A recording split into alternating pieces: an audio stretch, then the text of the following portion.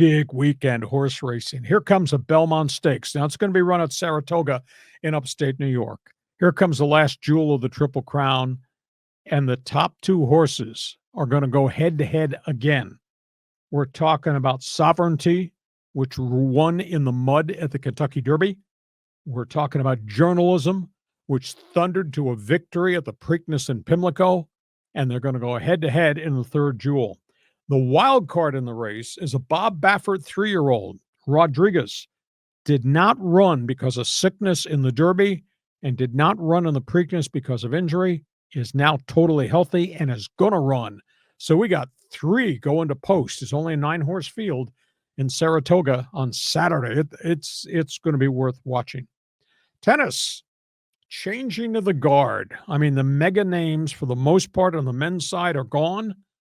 You've got Novak Djokovic and his attitude still there. He is the last of the stars at the peak of his career.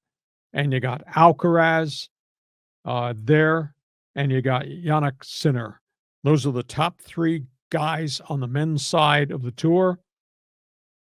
Women's side has gone through a tremendous transition. Aryna Sabalenka has become the dominant one on the women's side. Coco Gauff is knocking at the door. Madison Keys is knocking at the door. Women's side does not have what I'd say the standout stars that the men's do, but there's a change in the guard going on there. PGA-LIV golf. You need to do a better job. Why have you not solved this merger conversation? We're now in our 3rd year. And there was another shot fired across the bow by the LIV. The LIV just signed the top U.S. amateur to a 3-year contract. Kid from Arizona State University, Jose Ballester. He's from Spain. He just won the USA Amateur Championship. He had the opportunity to go play on the Korn Ferry Tour, which is the young developmental tour, to get his tournament card. Turned it down. Going this weekend to play in the LIV, 3-year contract. So they're still spending money and still taking players over there, even though nobody is watching. SDFC, what a great first year they've had, and now they don't have Chucky Lozano. The Mexican star is out indefinitely, hamstring injury. El Tri, the Mexican national team, wanted him to come to Mexico City. SDFC said, Chucky, you can't go because of the hamstring injury. You owe us to play the second half of our schedule here, not go down there and risk. He has been taken off the Mexican roster side and will not play for Team Mexico in the Gold Cup, which is really too bad. Speaking of U.S. soccer, we've talked about this 3 weeks in a row, and it's getting worse and worse. Now, they're getting ready for a couple of friendlies, and then they're moving in to the Gold Cup, Team USA. They are down 13 players who are not participating right now because of a wide variety of injuries that they got playing for their professional clubs other places. We had talked extensively about Christian Pulisic, Gio Reyna. They just lost their goaltender, Zach Steffen, knee injury, playing for the Colorado Rapids in MLS. They lost Sergino Denst, who was injured in playing in Europe, has come back, failed his physical.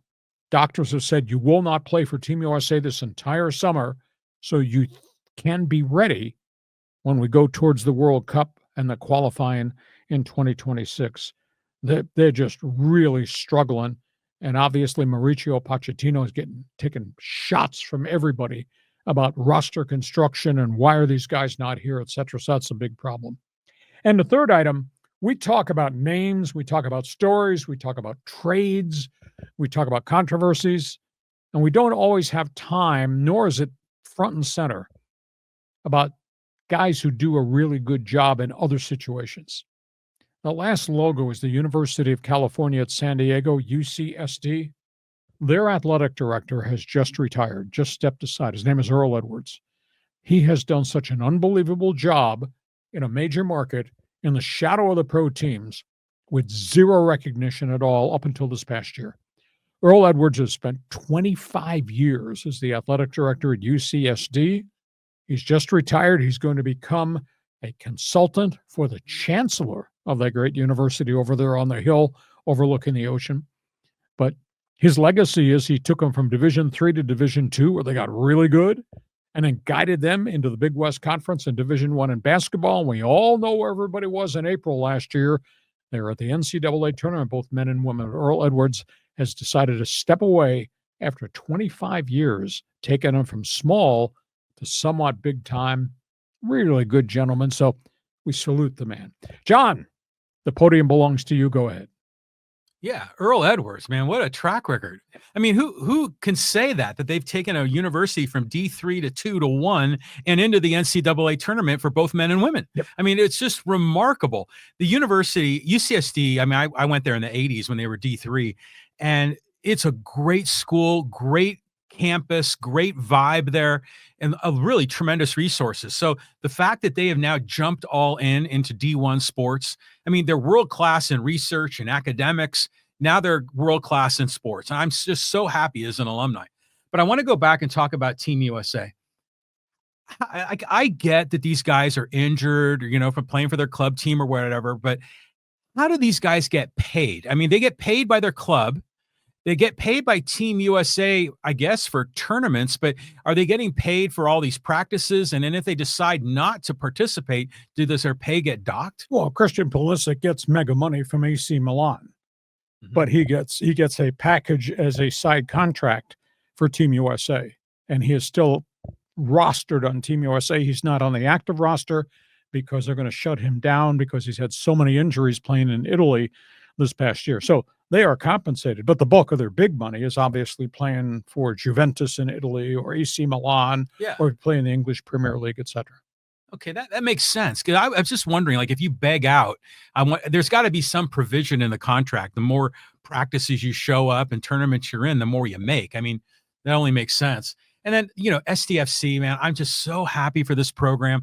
And bummer for Chucky Lozano. I mean, he's a really talented player. I mean, we're really lucky to have him here. He's had 2 hamstring injuries, so that kind of is a red flag. Yeah, and I mean, he missed like about a month and a half with that first one. So we may not see him again until later in the summer. Yeah, second half of the season for sure. So that's all things there. You got opinions? That's Fan Forum's chat box is open. Feel free. Jump on board, take this thing anywhere you want. We do sports talk the way it should be done. That's why we're here doing this podcast. And by the way, for those of us who weren't with us on Monday, where the hell were you? We ought to be here. You ought to be there. Those of us that weren't around on Monday, we just rocketed through the 8,000 mark in subscribers. What we've done in 2 years, that's on you. Thanks again for being part of this team. 8,000 subscribers just on the YouTube channel. And then if you add on all the other social platforms, we're talking to a lot of people every Monday and every Thursday at 1:30. We are. I mean, it's a ton of fun to do this podcast with you, Hacksaw. Hey, but just as a crazy aside, you were on the Coach John Quintera's podcast. Was it yesterday? Yes. How'd that go? It was cool. We talked. I only had about a half-hour window to do it. And we talked baseball and we talked Aztecs. We talked a little bit about history of sports talk radio. And John has started his podcast over there. He does it 3 times a week, I think at 9 a.m.